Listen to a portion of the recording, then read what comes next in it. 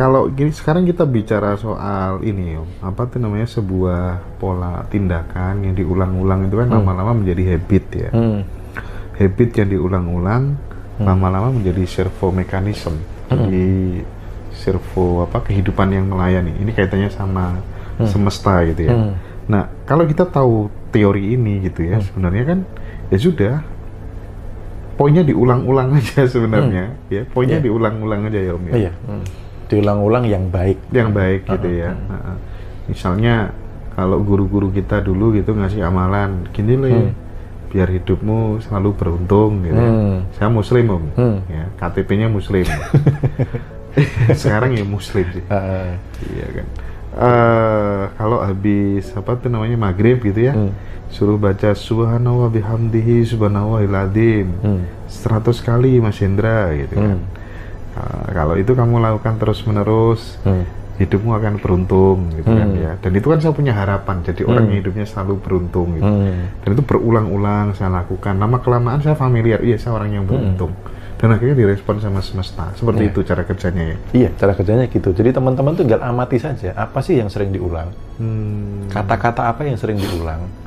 Positif atau negatif gitu. Makanya Bosman sampai bilang, buatlah sesuatu kedisiplinan 30 hari untuk meriset ketika sel ini diperbarui.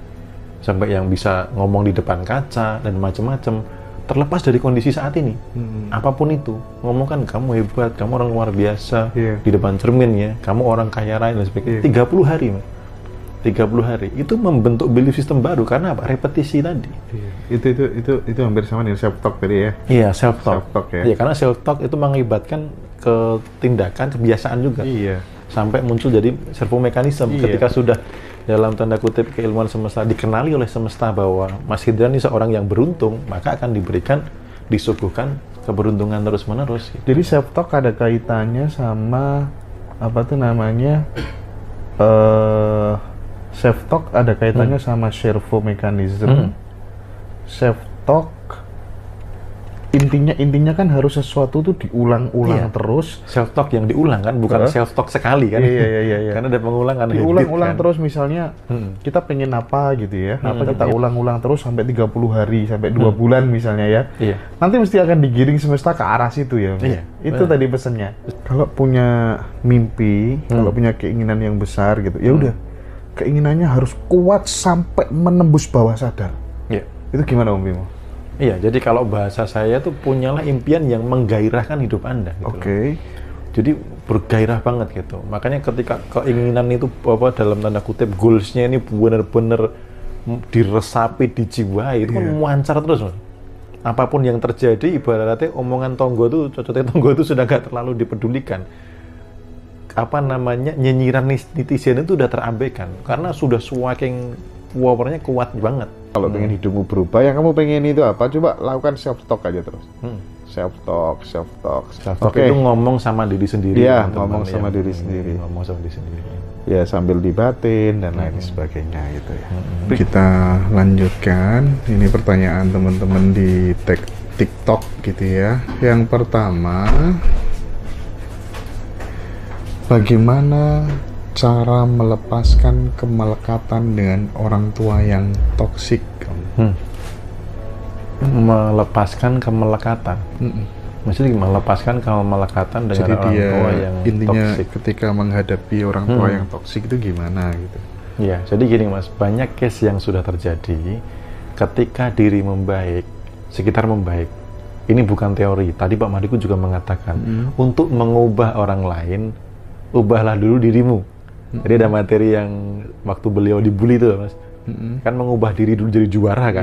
Pada akhirnya semua orang kan jadi tunduk. Nah itu berlaku juga di dalam ranah keluarga.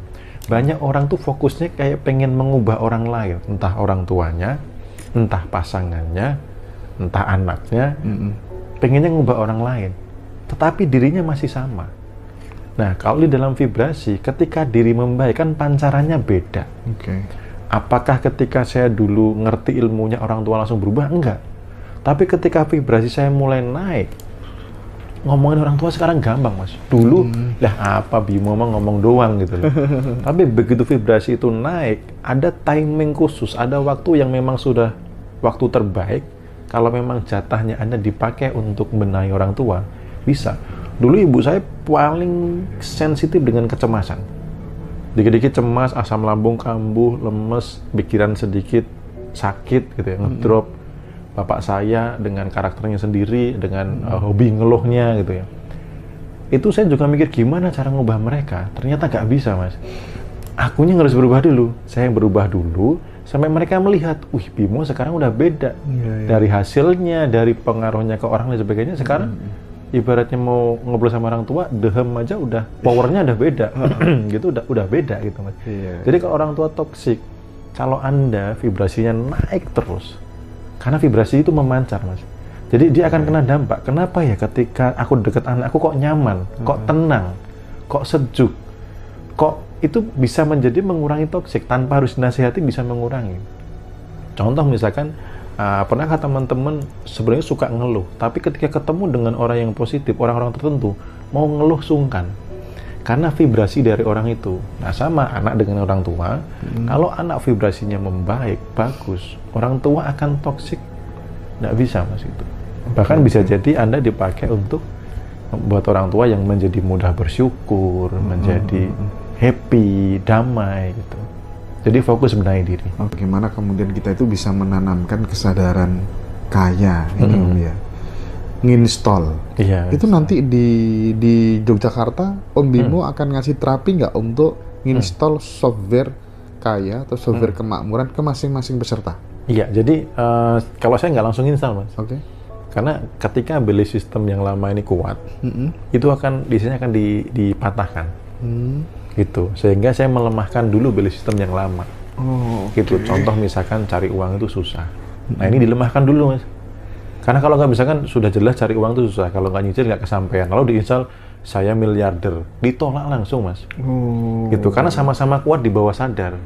Gitu. Nah makanya di bawah sadar ini dilemahkan dengan punya kesadaran baru, dengan fakta kebalikan, kemudian diikhlaskan untuk dilepaskan. Habis itu baru diinstal baru pun masih saya bekali teman-teman untuk bisa self talk di rumah. Teman mau nggak mempensiunkan kesadaran miskinnya, gantilah kesadaran kaya. Keputusan Mas lagi-lagi.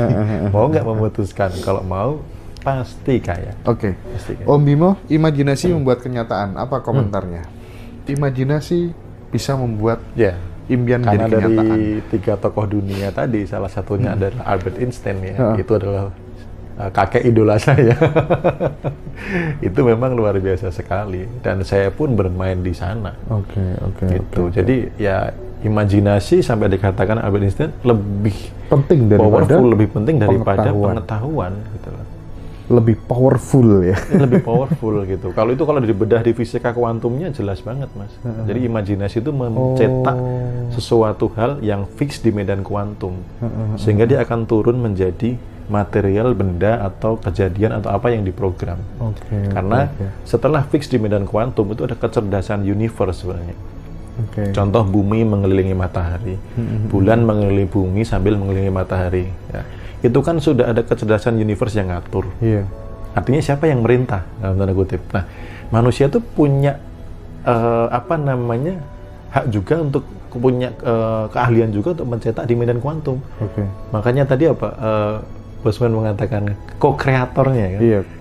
Co-kreator. Kalau kreatornya adalah sang pencipta kan? kedua gitu. Mencipta kedua. Tuhan, gitu ya. Karena manusia bisa menciptakan sesuatu di medan kuantum. Ketika itu fix ya, menciptakannya dengan imajinasi.